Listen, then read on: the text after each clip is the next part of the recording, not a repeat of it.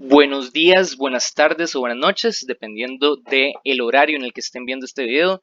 Vamos a seguir con la segunda parte de los videos que me tocan a mi persona esta vez, con la parte de primera ley de termodinámica, que habíamos quedado pendientes del video pasado. Entonces, lo que les estaba diciendo, como concluí el video pasado, bueno, antes de pensar, les recuerdo eh, ¿verdad? Les recuerdo que hay un documento PDF en mediación donde está contenida toda la información de la pizarra virtual del curso, nada más por si quieren consultarlo. Entonces, sin más, empecemos donde nos quedamos la clase pasada, que es la primera ley de la termodinámica. Entonces, esta es la ecuación que sale en Survey 8.2, que corresponde a la ecuación de conservación de la energía. Aquí salen términos de ¿verdad? De este lado yo tengo las posibles formas de almacenar energía en un sistema físico, los cambios de las posibles formas en que se almacena energía en un sistema físico. Y de este lado yo tengo las formas en que se transfiere energía de un sistema físico al entorno normalmente. Ahora, yo les había dicho, estamos en sistemas termodinámicos.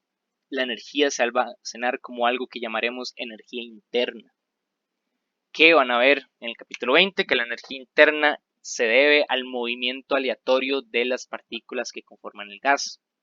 Entonces, básicamente el promedio de la energía cinética que está dentro de un gas. Pero yo no quiero usar el término energía cinética. Todas las energías cinéticas que aparezcan, que me contribuyen a cómo se guarda energía en un gas, van a estar metidas en energía interna. Entonces yo no voy a hablar ni de energía cinética ni de energía potencial. Entonces, energía interna es lo único, ¿verdad? La única forma de almacenar energía en un gas.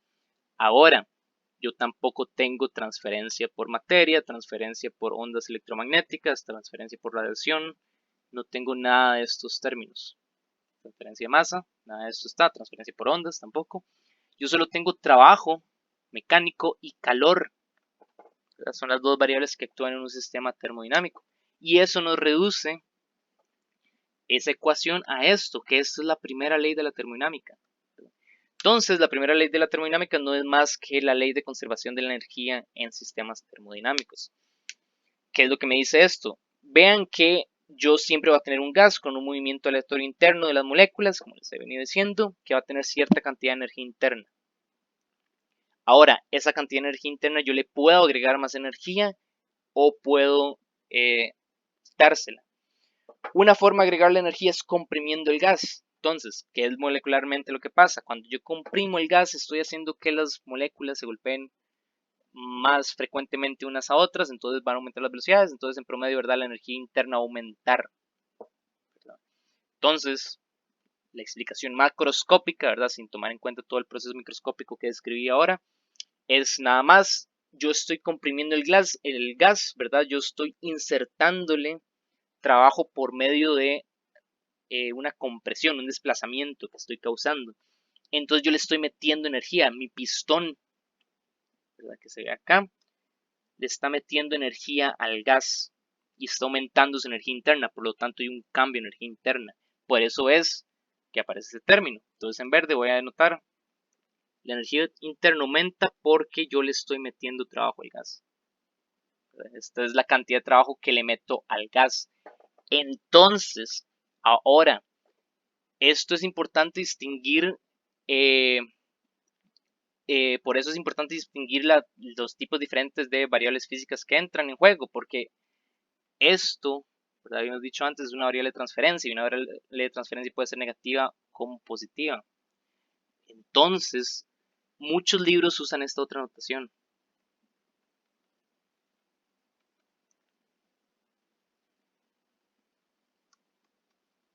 Ahora vamos a ver por qué. Ahora, esto, ¿verdad? El cambio de energía interna es cuánto me cambia la energía interna. Sabemos que puede cambiar por el trabajo, por lo que acabamos de decir. Y sabemos que le podemos meter calor. Puedo ¿verdad? Si el gas está a cierta temperatura, puedo acercar algún otro objeto, paredes térmicas del cilindro, ¿verdad? Que estén a otra temperatura mayor, entonces va a haber una transferencia de calor de la temperatura mayor a la menor, o sea, voy a estar agregando la energía al gas. Entonces, vean que los signos aquí importan. ¿Quién es Q? Q es el calor que absorbe el sistema. Vean que aquí estoy hablando de la energía interna del sistema. Entonces, obviamente, todo el calor que le meto al sistema va a hacerle ganar energía. En contraposición, ¿quién sería menos Q? El signo opuesto, pues el calor que cede el gas, el calor que está perdiendo, porque es negativo, va a perderlo, ¿verdad? Va a restarle a la energía interna con la que empiezo. Análogamente, si W es el trabajo sobre el gas, yo uso esta notación, ¿verdad? La notación que estamos usando nosotros, que usa el libro, que sería esta primera, que estoy borrando acá, la que voy a señalar con verde. ¿Por qué? Porque si el trabajo se hace sobre el gas, yo le estoy dando energía al gas. Eso significa que cambia positivamente la energía interna que contiene el gas. Sin embargo, como les estaba diciendo, hay libros que tienen esta notación. Entonces, este W que aparece ahí, aquí debería tener el signo opuesto. O, el signo opuesto significa en estas variables de transferencia es en sentido contrario, ¿verdad? Se transfiere en sentido contrario. El trabajo que hace el gas, trabajo por el gas, o sea, el trabajo que hace el gas sobre el ambiente, sobre el pistón. Entonces, si vemos esta notación, Q menos W, este W que se pone aquí realmente sería W de la máquina, lo que vamos a hablar aquí como W de la máquina. Vamos a ver por qué. Entonces, ¿verdad? Esto sería equivalente, esta notación sería equivalente a decir Q menos W de la máquina. El Sears y el Szymanski, que eso es otro libro de física general, usa esta notación. Nosotros en el CERWI vamos a usar esta, donde W va a ser el trabajo sobre el gas y Q el calor que absorbe el gas, ¿verdad? Entonces, como bien hemos dicho, eso es porque son formas de transferir energía. Entonces el signo me va a decir si está entrando calor el gas o si está saliendo, o el signo del trabajo me va a decir si estoy haciendo trabajo sobre el gas o si el gas me está haciendo trabajo. Y eso me va a denotar, ¿verdad?, en qué dirección cambia la energía, si está aumentando o disminuyendo. Entonces, vamos a ver el caso más trivial, ¿verdad? Lo que voy a hacer ahora es ver cómo se ve esta primera ley, porque esta es la primera ley de la termodinámica, para distintos procesos, ¿verdad? Nosotros estamos hablando que queremos describir cómo cambia el gas, cómo puedo cambiar el estado de un gas, pasar de cierta presión y cierto volumen a otra presión y otro volumen, ¿verdad?, por medio de distintos procesos, que puedo dibujar esos procesos en un diagrama PV, como ahora vamos a ver. Entonces quiero ver cómo se ve esta primera ley en cada uno de estos procesos. Eso es lo que nos vamos a dedicar la siguiente parte de la clase. Sin embargo, antes de eso vamos a hacer el caso más trivial, ¿verdad? ¿Cómo se ve esta primera ley para un sistema aislado? Eso debe ser trivial para ustedes, ¿verdad? Lo que voy a considerar entonces es decir, ok, para un sistema aislado, si nuestro sistema fuera aislado, ¿verdad?, no va a haber, no va a haber un pistón, ¿verdad? Yo no voy a poder tener un ambiente, un sistema aislado no hay un ambiente, o sea, no hay un pistón ni paredes que le transfieran calor, entonces no hay un pistón y tampoco hay paredes con una temperatura distinta que le metan calor, o sea, las paredes están herméticamente selladas, no hay flujo de calor por las paredes. Entonces, como no hay flujo de calor y no hay trabajo, no va a cambiar la energía interna. Entonces, la energía interna se mantiene igual, ¿verdad? Al no comprimir más el gas y que las moléculas choquen más frecuentes unas que otras, y al no cambiar la temperatura para que las moléculas se muevan más rápido, pues las moléculas se van a quedar moviéndose igualmente a la misma tasa unas que otras, entonces no va a haber un cambio de energía cinética, y como van a ver en el capítulo 20, eso implica que no hay un cambio en energía interna. Las energías internas se mantienen iguales en un sistema aislado, que no debería ser una sorpresa para ustedes. Ahora, como les dije, vamos a considerar distintos procesos por los que puede pasar un gas. El primero de ellos es un proceso cíclico. ¿Qué significa un proceso cíclico? Un proceso cíclico es un proceso que inicia y finaliza en el mismo estado. O sea, ¿verdad? En un diagrama de PV yo voy a tener un gas con cierta presión, cierto valor de presión y cierto valor de volumen. Para ese estado, yo puedo aumentar el volumen, después disminuirlo, aumentando la presión, aumento la presión, disminuyo la presión, aumentando el volumen y llego acá, al mismo estado. Entonces pasé un estado inicial con un volumen inicial y y una presión inicial a un estado final con una presión y un volumen finales, pero es el mismo. Llegué al mismo estado, aunque yo hice un recorrido, el estado inicial y el estado final es el mismo. Entonces, como me encuentro en el mismo estado, todas las variables de estado deberían ser las mismas. La presión, el volumen, la temperatura y la energía.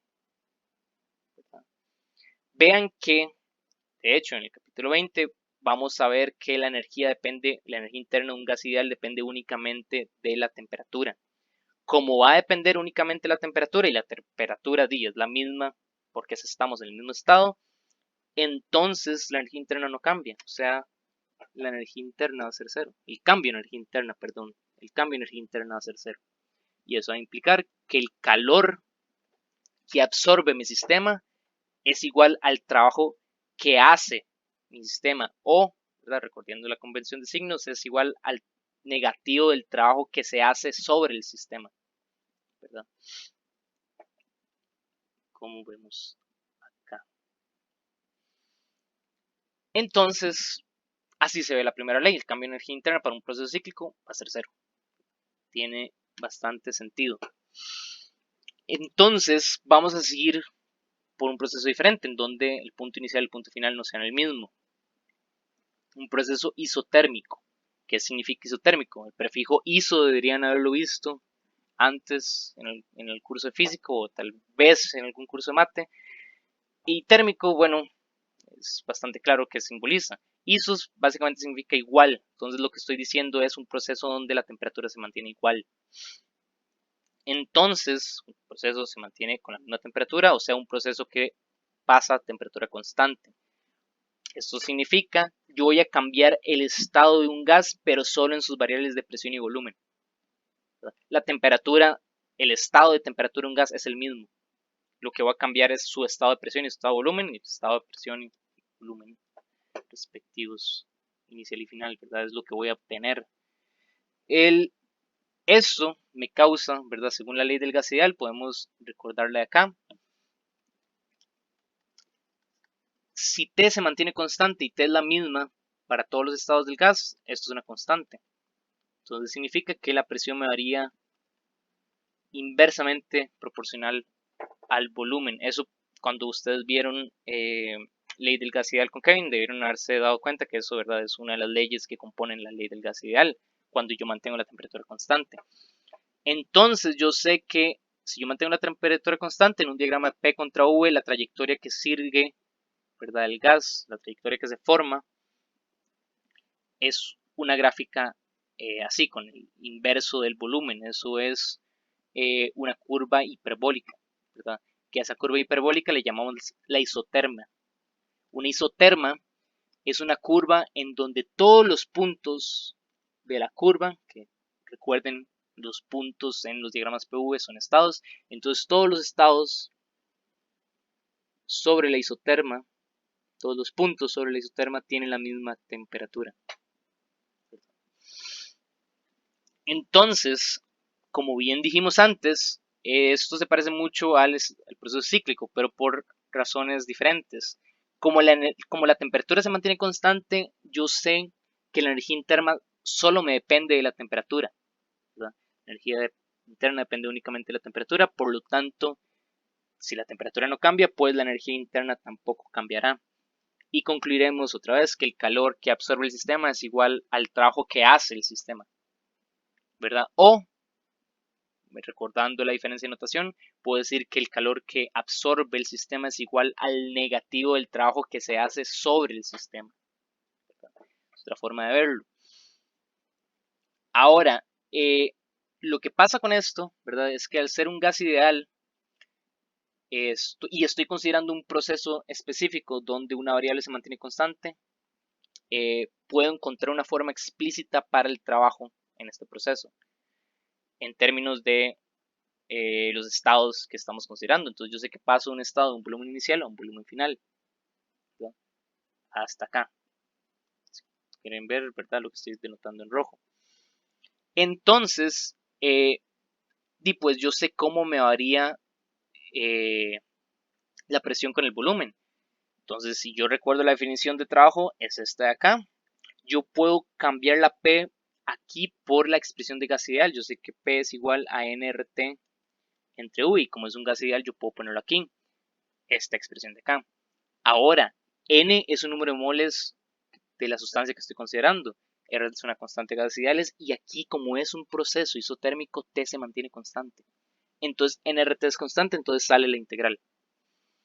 Ahora me queda entonces, yo quiero saber cuánto trabajo hice de pasar de un volumen inicial a un volumen final. Integro entonces desde el volumen inicial al volumen final, y la integral de esta expresión que está acá me da un logaritmo natural. El logaritmo natural de VF entre VI. Y por propiedades de logaritmos yo puedo reacomodar y meter este signo al exponente de lo que está dentro del logaritmo para que me quede esta expresión de trabajo. El trabajo que hace o se hace sobre un gas en un proceso isotérmico es nRT logaritmo natural del volumen inicial entre el volumen final. Entonces vean que recordemos la importancia de el signo del trabajo. Vean que es consecuente con lo que hemos venido estudiando de variables de transferencia. Si el gas expande, eso significa que el volumen final va a ser mayor al volumen inicial. Si eso pasa, el logaritmo me va a tirar un valor negativo, o sea, el trabajo, disculpen, cambiar esto de acá por no amarillo. Entonces, el trabajo va a tener un valor negativo. Si el trabajo tiene un valor negativo, significa que el sistema hará trabajo sobre el ambiente, o sea, más bien el sistema es el que está empujando el pistón, o sea, el gas es el que está empujando el pistón para darle energía al sistema, para transferirle energía por medio de trabajo al ambiente. Entonces, vean que tiene sentido, porque si el trabajo, ¿verdad? Perdón, si el gas hace trabajo sobre el ambiente, eso significa que está perdiendo energía, eso significa que está empujando el pistón, ¿verdad? No que el pistón lo está empujando al gas. Entonces, al empujar el pistón, expande su volumen. Entonces el gas se expande básicamente, y eso es por la dirección del trabajo. Igual acá, si el gas se contrae, eso significa que el volumen final es menor al inicial, eso significa que el trabajo tendrá un valor positivo por fórmula, ¿verdad? El volumen aquí va a ser mayor el de abajo, va a ser menor el de arriba que el de abajo, entonces una compresión, entonces el logaritmo va a salir como un valor positivo, o sea, el sistema está recibiendo trabajo, o sea, el gas está siendo comprimido por el ambiente, que en este caso el ambiente sería el pistón. Entonces vean que es consecuente con toda la diferenciación que hicimos entre variables de transferencia y variables de estado, ¿verdad? El trabajo, al ser una variable de transferencia, entonces depende si eh, estoy yendo en una dirección o estoy yendo en la dirección contraria, ¿verdad? Y eso me lo va a denotar el signo del trabajo. Ahora, esta fórmula es general para un proceso isotérmico. Noten que antes, para un proceso cíclico, yo no tengo una fórmula general, pero es porque, ¿verdad? Los procesos isotérmicos son un conjunto más pequeño que los procesos cíclicos. Los procesos cíclicos pueden ser más generales. Yo puedo tener un proceso cíclico que sea, no sé, un rectángulo. Entonces, análogamente, con la interpretación de gráfica de trabajo que tenemos, ya no sería el área bajo la curva, ahora sería el área encerrada por la curva lo que me da el trabajo para un proceso cíclico. Esto sería W, todo esto acá sería W. Entonces, obviamente, como hay muchos tipos de procesos cíclicos con muchas formas diferentes, los trabajos de cada proceso cíclico varían entre sí, ¿verdad? Entonces yo no puedo darles una expresión general para el trabajo de un proceso cíclico. Lo que sí les puedo decir es que en general para procesos cíclicos esto pasa. A diferencia del proceso isotérmico, es que yo sé que los procesos isotérmicos siempre todos tienen la misma forma, siempre tienen esta forma isoterma, ¿verdad? Y con esa forma isoterma yo siempre puedo encontrar, ¿verdad? Con una fórmula general el trabajo que se hace. Lo único que cambiaría sería, ¿verdad? A qué temperatura se mantiene constante o en qué volumen inicial comienzo, qué volumen termino, o el valor de el número de moles, ¿verdad? Que uso entre problema y problema. Pero eso sí, tengo una fórmula general del trabajo para este proceso. Al igual que voy a tener una fórmula general del trabajo para el siguiente proceso, que es el isobárico, ¿verdad?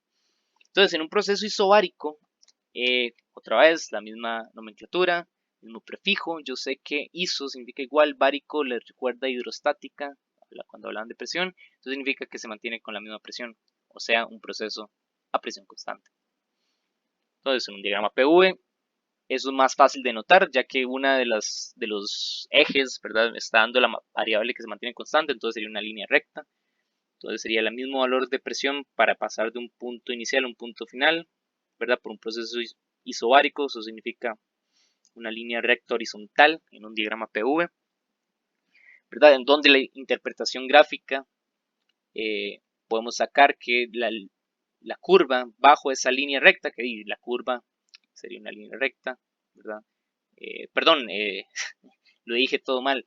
El área bajo esa curva, ¿verdad? La curva en este caso sería la línea recta, sería un rectángulo. El área de ese rectángulo sería el negativo del trabajo, ¿verdad? Para este proceso. Ahora vamos a ver algo interesante con esto.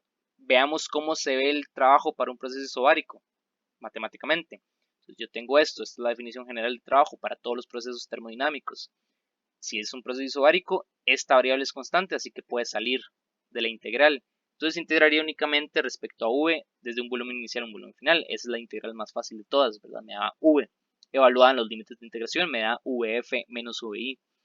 Y este vf menos vi, pues es el cambio de volumen, es el cambio en volumen que sufre el gas por ese proceso isobárico. Vean que me da esto. Ahora, usémoslo con el método gráfico. ¿Cuál sería el área bajo la curva? La curva es una línea recta, el área sería el área de un rectángulo. Entonces saquemos el área del rectángulo, sería base por altura. Base es esta medida acá, que sería VF menos VI. Me da esta longitud, VF menos VI es delta V. Y la presión a la que se mantiene constante es la altura. Entonces sería PI. Entonces el trabajo sería PI por delta V. Bueno, el negativo de PI por delta V, porque el trabajo es el negativo del área bajo la curva. Vean que eso es precisamente el trabajo que me da. Ahí nada más fue que aquí le puse PI, aquí le puse P, pero es la misma presión constante. Son el mismo, como pueden notar. Entonces también esto es una expresión general para todos los procesos isobáricos. El trabajo siempre para los procesos isobáricos se va a ver así. Nada más hay que recordar, todos estos procesos son cuasi estáticos, como mencionamos antes. Se pueden dibujar en diagramas de PV, son procesos reversibles. Igual ustedes pueden darse cuenta de la misma convención de signos. Si hay una expansión, eso significa que el trabajo está siendo realizado por el sistema, y si hay una compresión es que el ambiente realiza trabajo sobre el sistema. Pueden notar que eso es consecuente con la fórmula que encontramos acá. Entonces, siguiendo, vamos con el proceso isovolumétrico. El proceso isovolumétrico o isocórico en algunos libros es un proceso que se mantiene al mismo volumen, o sea, volumen se mantiene constante. Eso significa, ¿verdad?, que no hay área bajo la curva, porque la curva es una línea recta vertical, ¿verdad? Si yo lo dibujo en un diagrama P contra V, voy de un volumen inicial al mismo volumen inicial, ¿verdad?, porque se mantiene constante. Lo que está cambiando es la presión. Voy de una presión inicial a una presión final. Entonces cambia la presión, pero a un mismo volumen. Entonces, como es el área bajo la curva, aquí la curva es vertical, no habría área bajo la curva. El trabajo es cero, que es consecuente con la definición del trabajo, porque, ¿verdad?, el trabajo termodinámico es menos P delta V, la integral de menos P delta V. Y si no hay un cambio en volumen, no hay un diferencial de volumen, entonces esto sería 0. El trabajo sería 0, o sea, aquí no hay una expresión para trabajo, para transferencia de energía por medio de trabajo en la primera ley. Quedaría de esa forma. ¿Verdad? Esto es consistente, tanto la definición matemática como la gráfica, con darse cuenta que si no hay cambios en volumen, ¿verdad? Como reiteradamente dije, no habría trabajo. Y finalmente, ¿verdad? Ya encontramos una expresión para trabajo isotérmico, una expresión para trabajo isobárico y una expresión para trabajo isocórico, que básicamente es no hay expresión, ¿verdad? El trabajo es 0. Ahora falta un último proceso, que es un proceso adiabático. Un proceso adiabático, particularmente, es un proceso que mantiene el gas aislado térmicamente, o sea, un proceso donde no se cede o se absorbe calor, no hay flujo de calor. Es imaginarse como que tenemos un gas que comprimimos, expandimos y las temperaturas de los del cilindro, ¿verdad? Donde estamos conteniendo el gas son básicamente la misma, entonces no hay flujo de calor, no va a haber una temperatura más alta que el sistema. Entonces, como no hay flujo de calor, la primera ley queda de esta forma. Cambio de energía interna es igual al trabajo. Y eso es todo lo que ustedes tienen que saber por el momento de un proceso adiabático. Ahora, ¿cómo se ve gráficamente un proceso adiabático? Se ve de esta forma. Se parece mucho a una curva isotérmica, ¿verdad? Una isoterma. Lo que pasa es que está más empinada. ¿Verdad? Entonces igual en un proceso adiabático sí se cambia la temperatura. De hecho, se necesita cambiar la temperatura para que sea adiabático. De hecho, algo que vamos a ver es que en un proceso adiabático cambian las tres variables termodinámicas, tanto presión como volumen como temperatura. Entonces, este proceso es de los más complicados. De hecho, vean que no sacamos una fórmula general para el trabajo adiabático. Sin embargo, sí podemos hacerlo. De hecho, en un próximo video que también me corresponde a mi persona, vamos a ver cuál es la expresión de un trabajo adiabático. Sin embargo, para llegar a eso necesitamos conceptos de capacidades caloríficas molares o como le dicen en este libro, calores específicos molares, que eso se ve hasta mucho después. Sin embargo, sepan que sí vamos a llegar a una expresión de este W. Lo vamos a ver el próximo video conmigo. Por el momento, lo único que necesitan saber es que el calor se expresa en un diagrama P contra V de esta forma, ¿verdad? Bueno, no el calor, un proceso adiabático ausente de calor se expresa en un diagrama P contra V de esta forma, y como el calor no está presente en la primera ley, entonces queda de esta forma, ¿verdad? Y recuerden nada más, no son iguales. La curva adiabática es diferente a la curva isoterma, es un poco más empinada. Entonces, teniendo todo esto, aquí terminamos de ver cómo se ve la primera ley en cada uno de estos procesos, y estos van a ser los 5 procesos que nos van a competir por el resto del curso, ¿verdad? Procesos cíclicos y ya los específicos donde algo se mantiene constante, isotérmico, isovolumétrico, isobárico, y aquí donde pues no hay calor, ¿verdad? De hecho, vamos a ver que en este proceso hay algo que se mantiene constante, pero eso nos va a competir al siguiente video. Entonces aquí terminamos, espero que haya sido de su ayuda, espero que todos se encuentren muy bien y nos vemos en los siguientes videos. Cualquier error, ¿verdad? Que haya dicho algo equivocado a lo largo del video, me lo hacen saber, ya sea por mi correo o cualquier otro medio por el que puedan comunicarse conmigo. Y voy a poner ¿verdad? La fe de ratas en la descripción del video. Voy a estar actualizando eso para que se fijen, ¿verdad? Si ustedes ven este video poco tiempo después, puede que ya alguien haya corregido algo para que vean algún error que alguien me haya señalado o que yo haya encontrado respecto a algo que yo dije en el video que no me haya corregido en el momento, ¿verdad? Entonces, sin más, espero que todos estén bien. Terminamos por hoy. Muchas gracias.